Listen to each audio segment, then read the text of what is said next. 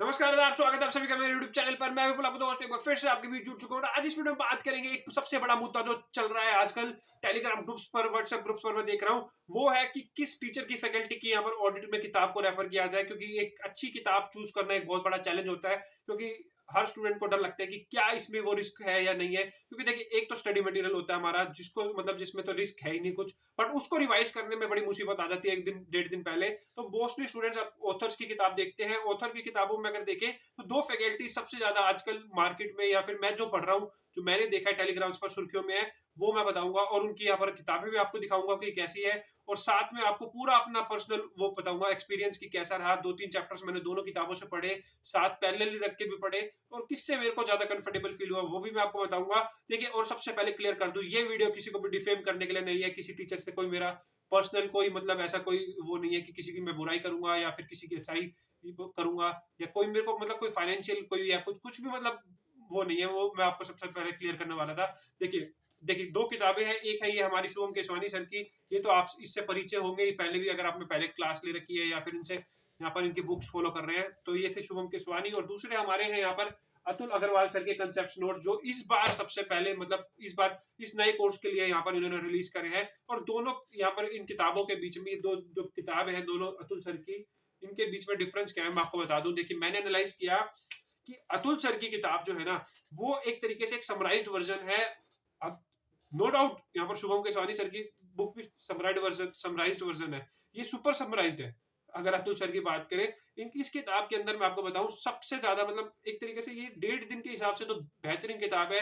अगर आप इसको पढ़ के जाए, और अगर आपको कि आपकी ने क्लासेस नहीं ली और आपको अंडरस्टैंडिंग लेनी है और थोड़ा पढ़ना है, ज्यादा पढ़ नहीं सकते, आप रिटेन नहीं कर सकते, तो मेरे हिसाब से अतुल सर की किताब में कोई कमी नहीं है। इसको मैंने नोटिस किया कि एक एक क्वेश्चन जो इनके क्वेश्चन बैंक में है वो सब कवर्ड है इसके अंदर। लेकिन मैं आपको बता दूं, इसके अंदर कुछ टॉपिक्स कवर नहीं है जो कि आपके स्टडी मटेरियल में है, या फिर जो शुभम सर में वो कवर्ड है। ये मैं आपको पहले डिस्क्लेमर दे दूं, ये पहले ही आपको बता दूं, क्योंकि क्या होगा कि आप फिर कहें कि ये कंप्लीट नहीं है। ये मैं आपको देखिए सीधी सी बात बताऊं, मैंने एक दो चैप्टर की अगर बात करूं, मैंने दोनों से पढ़े और देखा कि कुछ तीन चार दो तीन टॉपिक है ऐसे उस चैप्टर के अंदर जो इस किताब में है उसमें नहीं है। तो ये मेरे को एक फर्क लगा इस किताब में। अगर आप सिर्फ एग्जाम पॉइंट ऑफ व्यू से बात करें तो मेरे हिसाब से ये बेहतर है। लेकिन अगर शुभम केसवानी सर की बुक की बात करें ना, तो शुभम सर की बुक में डिटेल्ड में एक तरीके से समराइज किया हुआ है। मेरे को नहीं लगता कि शुभम सर ने कोई कोई भी कंसेप्ट इन्होंने छोड़ रखा है अपनी कंसेप्ट बुक में। कोशिश करी है इन्होंने कि हर टॉपिक को कवर कर दिया जाए, समराइज वे में कवर कर दिया जाए, ताकि आप एक दिन पहले रिवाइज कर सके, डेढ़ दिन पहले।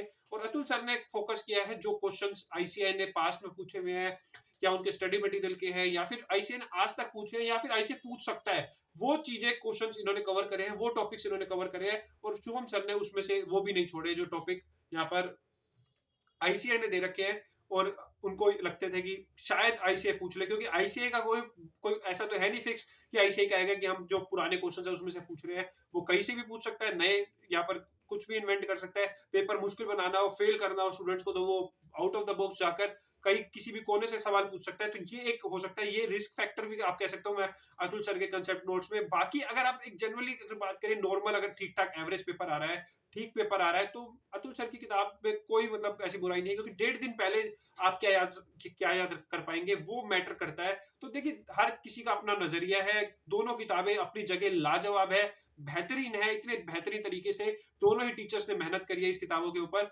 लेकिन जो फर्क है वो मैंने आपको बता दिया। उसमें थोड़ा सा वो सुपर समराइज्ड है, ये बीबी यहाँ पर शुभम सर वाली यहाँ पर समराइज्ड है, और वो सुपर समराइज्ड है। अगर डेढ़ दिन के हिसाब से, तो मेरे हिसाब से, मेरा पर्सनल ओपिनियन, अतुल सर की बेहतर है।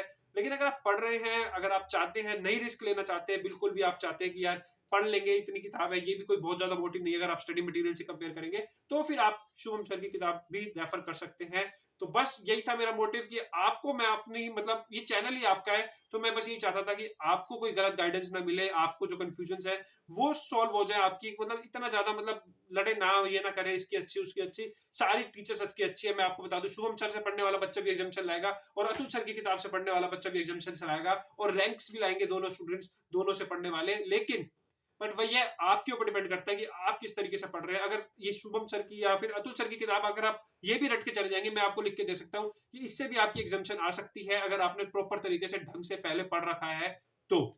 तो बस यही था मेरा मोटिव इस वीडियो का, कि आपको यहाँ पर थोड़ी सी राय दे सकूं, कंफ्यूजन क्रिएट जो हो रही है उसको सॉल्व कर सकूं। यही मेरे चैनल का मोटिव है, यही मेरा मोटिव है। बस पर आपसे बस यही एक्सपेक्ट करता हूं कि आप मेरे चैनल को लाइक करें, शेयर करें, सब्सक्राइब करें, अपना प्यार दें अपने दोस्त, अपने भाई विपुल को। बस इसी तरीके से आपके नई वीडियो के साथ जुड़ता रहूंगा। और भी अन्य कोई टॉपिक आप चाहते हैं तो कमेंट बॉक्स में कमेंट कर दें, उसके साथ आपके साथ जुड़ जाऊंगा।